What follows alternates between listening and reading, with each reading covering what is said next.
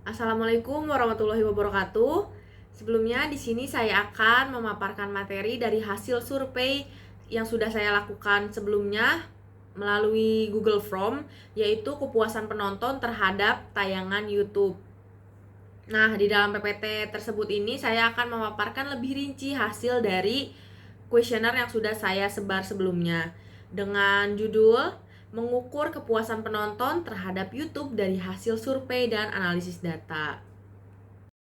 Ya, sebelumnya perkenalkan nama saya Sabrina Cahaya Nabila dari kelompok 5 kelas 3A dengan NPM 23106310800038.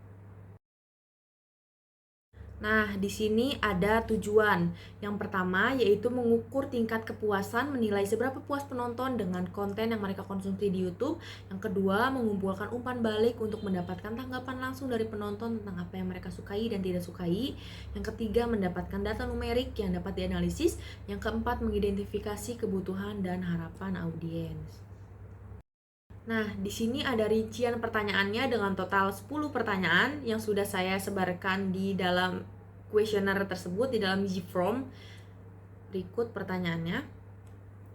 Yang pertama adalah nomor 1, seberapa puas Anda dengan variasi konten yang disajikan oleh channel YouTube favorit Anda. Yang kedua, bagaimana kepuasan Anda terhadap kualitas video dan audio dari konten YouTube yang Anda tonton. Yang ketiga, seberapa puas Anda dengan durasi video yang diunggah oleh channel YouTube favorit Anda. Yang keempat, bagaimana kepuasan Anda terhadap interaksi kreator YouTube dengan penonton melalui komentar atau live chat. Yang kelima, resolusi video YouTube yang sering Anda gunakan. Nomor 6, berapa banyak video YouTube yang Anda tonton dalam seminggu. Nomor 7, seberapa besar tayangan YouTube ini mempengaruhi wawasan atau pemikiran Anda. Yang nomor 8, seberapa puas Anda dengan konsistensi kreator YouTube dalam mengunggah konten baru. Nomor 9, dalam kurun waktu 1 hari, berapa lama waktu yang Anda habiskan untuk menonton YouTube. Nomor 10, seberapa sering Anda menonton tayangan YouTube dalam seminggu. Nah, di sini ada jumlah responden. Di dalam kuesioner yang sudah saya buat ini, total yang menjawab ada 44 orang. Di antaranya 38 orang dengan persenan 86,4% adalah perempuan, dan 6 orang dengan persenan 13,6% adalah laki-laki. Di sini ada rincian dari pertanyaan sebelumnya. Nah, dari nomor 1 dulu, yaitu seberapa puas Anda dengan variasi konten yang disajikan oleh channel YouTube favorit Anda. Di sini orang-orang mayoritas responden merasa puas dengan variasi konten yang disediakan oleh channel YouTube favorit mereka. Nah, yang merasa puas ini ada 56,8%. Nah, yang nomor 2, sebagian kecil merasa cukup puas, yang berarti ada ruang untuk perbaikan. Yang merasa cukup puas ini ada 18,2%. Nah, yang ketiga ini sedikit responden merasa kontennya kurang bervariasi yang bisa menjadi masukan mungkin untuk channel YouTube tersebut. Nah, yang merasa kurang puas ini ada 4,5%. Nah, yang keempat, proporsi signifikan yang merasa sangat puas mengindikasikan bahwa sebagian besar channel berhasil memenuhi atau bahkan berhasil melebihi ekspektasi audiens. Yang merasa sangat puas ini ada 20,5%. Baik, selanjutnya di sini nomor 2, bagaimana kepuasan Anda terhadap kualitas video dan audio dari konten YouTube yang Anda tonton. Nah, yang pertama ini lebih dari separuh responden merasa puas dengan kualitas video dan audio ini. Ini menunjukkan bahwa mayoritas channel mampu menyajikan konten dengan kualitas teknis yang baik dan memadai. Di sini ada 52,3% orang audiens ini merasa puas. Nah, yang kedua, seperempat responden merasa sangat puas mengindikasikan bahwa beberapa channel telah berhasil menghadirkan kualitas video dan audio yang unggul. Nah, 25% orang ini merasa sangat puas. Nah, yang ketiga, ada kelompok yang merasa cukup puas, yang menunjukkan bahwa meskipun kualitasnya baik, ada aspek yang bisa ditingkatkan lebih lanjut. Nah, 20,5% ini merasa cukup puas. Nah, yang keempat, hanya sebagian kecil yang merasa kurang puas, yang bisa menjadi perhatian bagi beberapa channel mungkin untuk meningkatkan kualitas teknis agar sesuai dengan harapan penonton. Nah, 2,3% ini orang-orang merasa kurang puas. Nah, di sini nomor 3, seberapa puas Anda dengan durasi video yang diunggah oleh channel YouTube favorit Anda? Yang pertama ini, sebagian besar responden merasa puas dengan durasi video yang diunggah, menunjukkan bahwa kebanyakan channel berhasil menemukan durasi yang tepat untuk menarik perhatian penonton tanpa membuat mereka bosan. Totalnya ini ada 54,5% audiens merasa puas. Nah, yang kedua, sebagian merasa cukup puas, yang bisa berarti bahwa meskipun durasi video umumnya baik, ada kemungkinan beberapa video terlalu panjang atau pendek.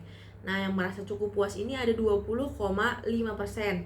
Nah, yang ketiga, sejumlah responden sangat puas dengan durasi video, yang menandakan bahwa beberapa channel benar-benar memahami preferensi penonton terkait waktu yang ideal.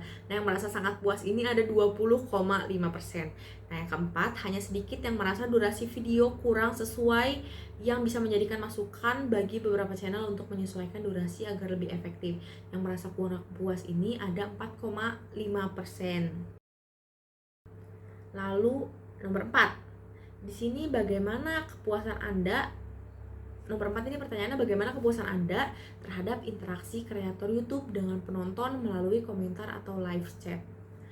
Nah, yang pertama ini, mereka merasa puas dengan interaksi kreator YouTube yang menunjukkan respon positif yang cukup kuat.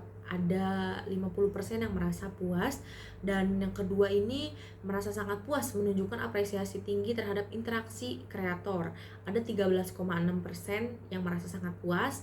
Dan yang ketiga, responden merasa kurang puas dengan interaksi ini, menandakan ada ruang untuk peningkatan.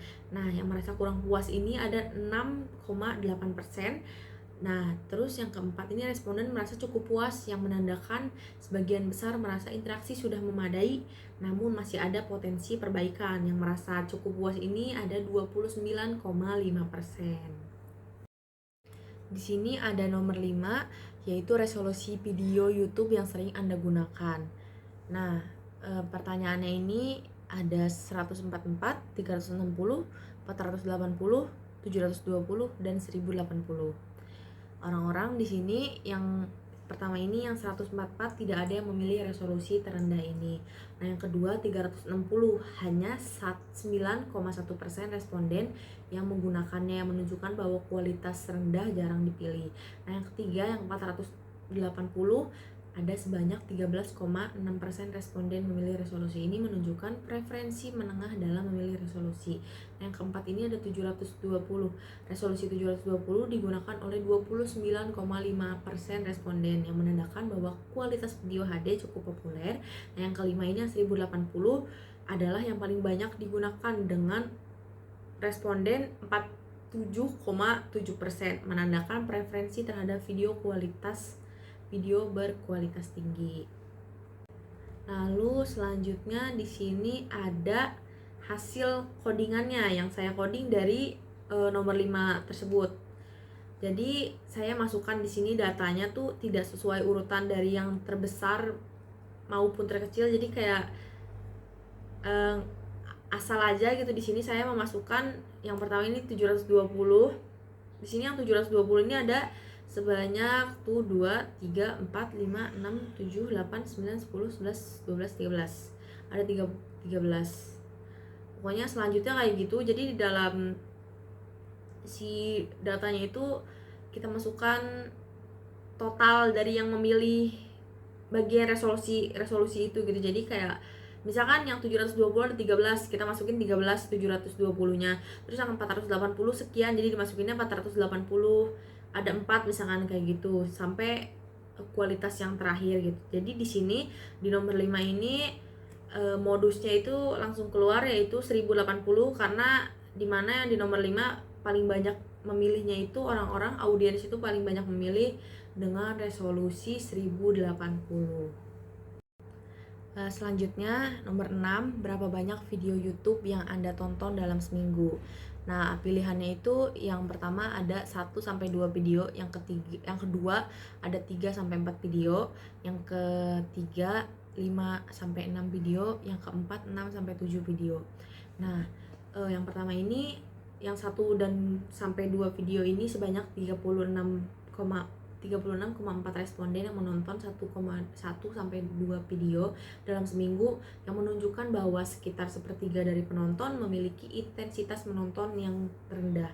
Nah, yang kedua ini 3 sampai 4 video, yaitu dengan total 43,2% responden yang menonton 3,4 video ini. Nah, yang menandakan bahwa sebagian besar penonton berada dalam rentang moderat.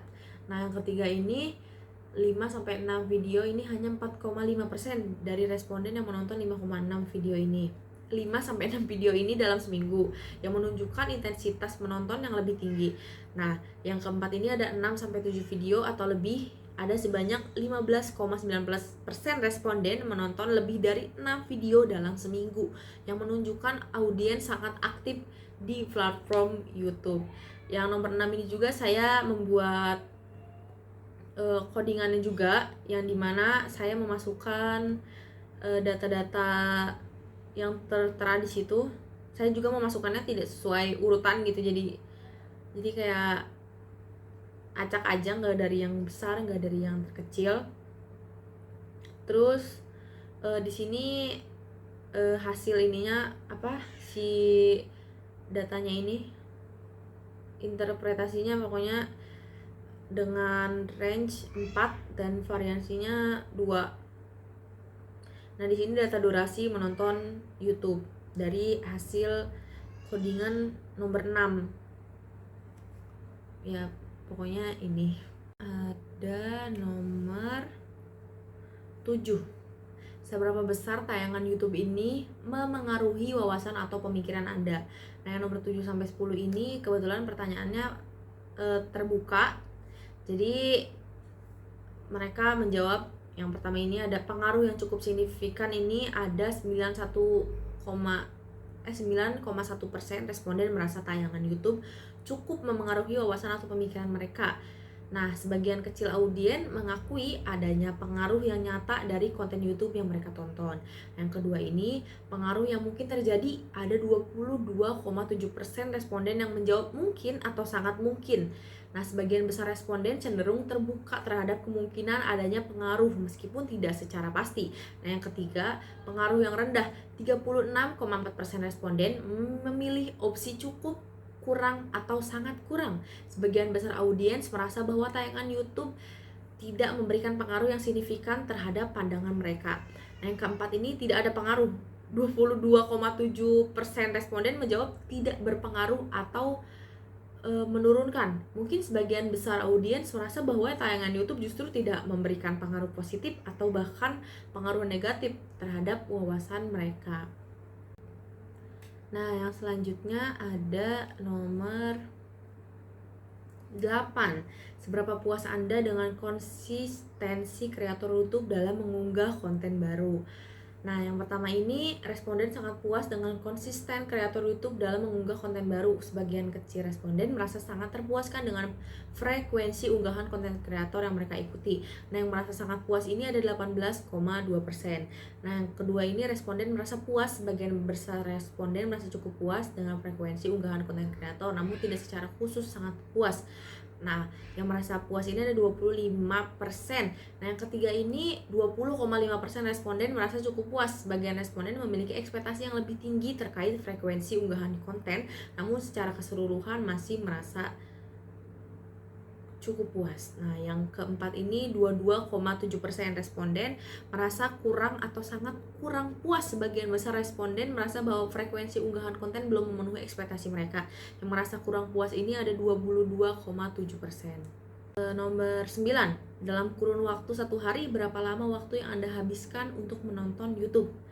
Nah, mayoritas responden ini menghabiskan waktu kurang dari 30 menit sehari untuk menonton YouTube. Ini mengindikasikan bahwa banyak pengguna memanfaatkan platform ini untuk menonton video pendek atau konten spesifik dalam waktu singkat. Ya, mayoritas sekitar 45% yang menghabiskan waktu 30 menit. Nah, yang kedua ini sekitar 30% responden mengalokasikan waktu antara 30 menit hingga 2 jam untuk menonton YouTube. Ini menunjukkan adanya kelompok pengguna yang cukup aktif di platform ini, mungkin untuk hiburan atau pembelajaran. Nah, yang ketiga ini hanya sekitar 7% responden yang menghabiskan waktu lebih dari 2 jam sehari untuk menonton YouTube. Ini menunjukkan bahwa sebagian kecil pengguna sangat intens dalam menggunakan platform ini. Mungkin karena minat yang sangat tinggi terhadap konten tertentu atau sebagai bagian dari rutinitas sehari-hari. Di sini ada nomor 10. Seberapa sering Anda menonton tayangan YouTube dalam seminggu? Nah, yang pertama ini sebagian besar responden ada sekitar 45% menonton video YouTube 2-3 kali dalam seminggu, yang menunjukkan bahwa YouTube telah menjadi bagian rutin dari kehidupan sehari-hari banyak orang. Yang kedua ini sekitar 20% responden menonton YouTube hampir setiap hari atau bahkan lebih sering. Ini mengindikasikan adanya kelompok pengguna yang sangat aktif di platform ini. Nah, yang ketiga ini sisanya sekitar 35% yang menonton YouTube kurang dari 2 kali atau lebih dari 4 kali dalam seminggu, yang menunjukkan bahwa adanya variasi yang cukup besar dalam kebiasaan menonton YouTube di kalangan responden. Mungkin cukup sekian yang dapat saya sampaikan dari hasil kuesioner yang sudah saya sebarkan yang berupa G-Form. Sebelum mengakhirinya ada kesimpulannya. Nah, dari kesimpulan tadi itu berdasarkan hasil survei dapat disimpulkan bahwa YouTube telah menjadi bagian yang tak terpisahkan dari kehidupan sehari-hari. Dari kehidupan sehari-hari banyak orang. Kualitas konten, konsistensi kreator, dan durasi menonton menjadi faktor-faktor penting yang memengaruhi pengalaman menonton pengguna. Untuk meningkatkan kepuasan pengguna, kreator YouTube perlu menjaga konsistensi dalam mengunggah konten, menghasilkan konten yang berkualitas, dan berinteraksi dengan penonton. Sementara itu, pengguna perlu bijak dalam memilih dan mengonsumsi konten YouTube. Baik, terima kasih banyak. Mohon maaf bila ada kesalahan kata atau kata-kata yang kurang berkenan. Cukup sekian presentasi yang dapat saya sampaikan. Kurang lebihnya mohon maaf. Wassalamualaikum warahmatullahi wabarakatuh.